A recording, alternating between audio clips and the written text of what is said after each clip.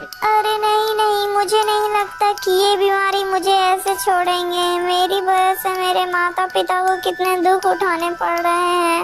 हे भगवान, मैं और दुख अपने माता पिता को नहीं देना चाहता हूँ। मैं ऐसा करता हूँ कि आज रात ही महल छोड़कर चला जाता हूँ।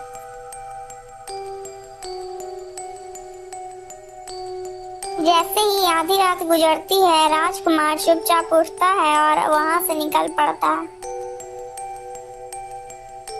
राजकुमार चलते चलते एक मानक राज में पहुंचता है। हे माता, मैं बहुत दूर से आया हूँ, कृपा कर आप मुझे कुछ खाने के लिए दे दीजिए। रुको बेटा, मैं अभी तुम्हारे लिए कुछ खाने को लाती हूँ। इतना कहकर बूढ़ी महिला अंदर जाती है और एक थाली में खाना परोस देती है।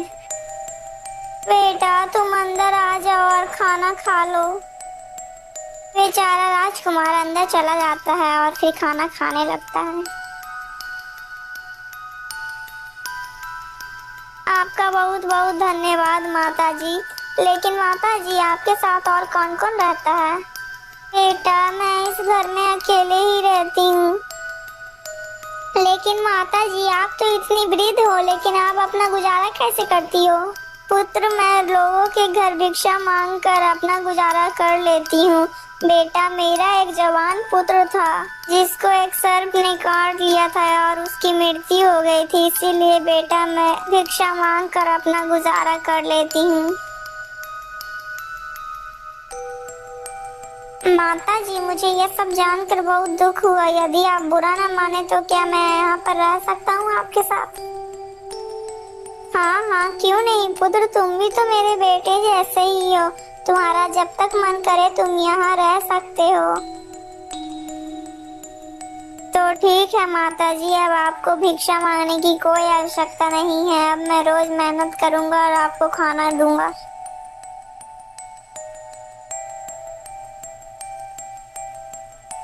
अगले ही दिन राजकुमार एक कुल्हाड़ी लेता है और जंगल की ओर निकल पड़ता है।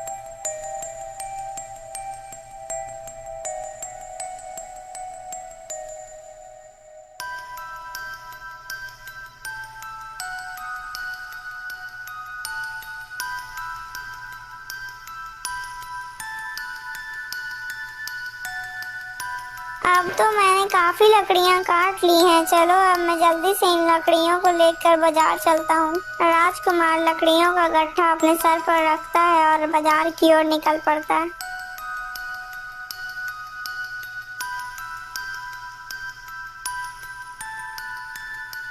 राजकुमार बाजार जाकर लकड़ियां बेच देता है और खुशी खुशी उस बूढ़ी महिला के पास जाता है।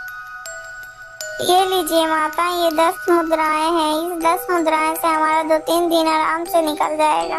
मैं कल फिर से लकड़ियां काटने के लिए निकल जाऊंगा। सुनो सुनो सुनो, तुम सभी को राजा ने कल दावत का निमंत्रण भेजा है। तुम सभी लोग कल दावत खाने के लिए राजमहल पहुंच जाना।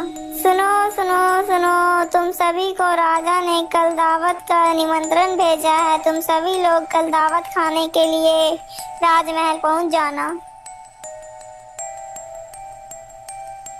अगले ही दिन राजा के महल में अनेक राजा महाराजा और राजा के निवासी आते हैं।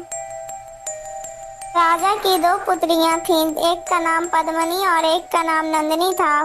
पद्मनी हमेशा अपने पिता की अच्छाइयाँ किया करती थी, जबकि नंदिनी बड़ाइयाँ नहीं और हमेशा सच बोलती थी। महाराज की जय हो महाराज, आपकी वजह से सारे प्रजा सुख में है और आपकी वजह से हम लोग भी सुख में हैं। महाराज की जय हो महाराज, इस संसार में सारे प्राणी अपने कर्मों के कारण ही सुख और दुख भोगता है और इंसान अपने कर्मों की ही वजह से सुख और दुख में जीता है। राजकुमारी नंदिनी की यह सब बातें सुनकर राजा बहुत ही क्रोधित हो जाता है।